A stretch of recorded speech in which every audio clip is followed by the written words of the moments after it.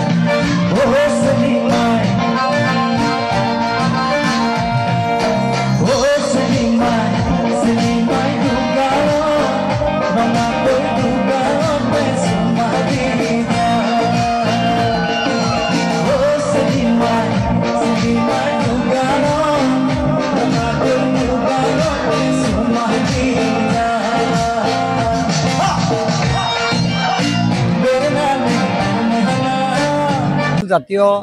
বিদ্যালয়ে 10টা বছৰ সম্পূৰ্ণ কৰিলে আমাৰ নতুনকৈ অন্তৰ্ভুক্ত হৈছে কমলপুৰ সমষ্টিত বেজেৰাৰ এই উত্তৰ ফুলুঙৰ অঞ্চল সঁচাকৈ এটা মনটো আনন্দ লাগিল দিনটো একেটা কামত লাগি থাকো আজি এটা নতুন অনুষ্ঠানলৈ আহিলো সেইকাৰণে নিজৰো মনটো ভাল লাগিছে আৰু আজি ৰাইজক লগ পালো এই স্কুলখনৰ উজ্জ্বল ভৱিষ্যত কামনা কৰিলো স্কুলৰ ল'ৰা ছোৱালী আনন্দ দেখি নিজকে শৈশৱলৈ ঘূৰি গৈছো আৰু সঁচাকৈ নিজকে শৈশৱ যেন এটা অনুভৱ হৈছে আজি ভাল লাগিছে যে ইয়াৰ কমিটিৰ শৰ্মা ডাঙৰীয়া হুছেইন ডাঙৰীয়া বা লকৰ ডাঙৰীয়া আমি মিলি সকলোৱে স্কুলখনৰ উজ্জ্বল ভৱিষ্যত কামনা কৰিছো আৰু মই বিধায়ক হিচাপে নহয় এই অঞ্চলৰ ৰাইজে যদি কেতিয়াবা কিবা সহায় কৰিব লাগে মই সহায় হাত আগবঢ়াম ধন্যবাদ পোনপ্ৰথমে আপোনালোকৰ চেনেলৰ জৰিয়তে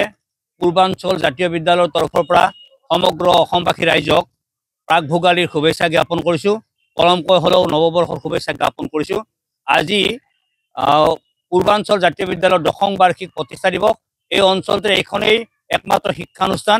আমি কেইজনমান ব্যক্তিৰ মহান প্ৰচেষ্টাত এই অনুষ্ঠানটি গঢ় লৈ উঠিছিল আৰু এই অনুষ্ঠানটিয়ে এই অঞ্চলটিৰ ছাত্ৰ ছাত্ৰীসকলক যথেষ্ট উপকৃত কৰিছে আজি দুদিনীয়া কাৰ্যসূচীৰে আমাৰ এই 10ম বাৰ্ষিক প্ৰতিষ্ঠা দিৱস অনুষ্ঠিত হৈছিল যোৱাকালি পতাকা উত্তোলন বন্তি প্ৰজ্বলন বৃক্ষৰোপণ আৰু সাংস্কৃতিক শোভাযাত্ৰা আছিল আজি 9 তাৰিখ আজি অনুষ্ঠান আছিল ৰাতিপুৱা চিত্ৰাংকন কুইজ প্ৰতিযোগিতা আৰু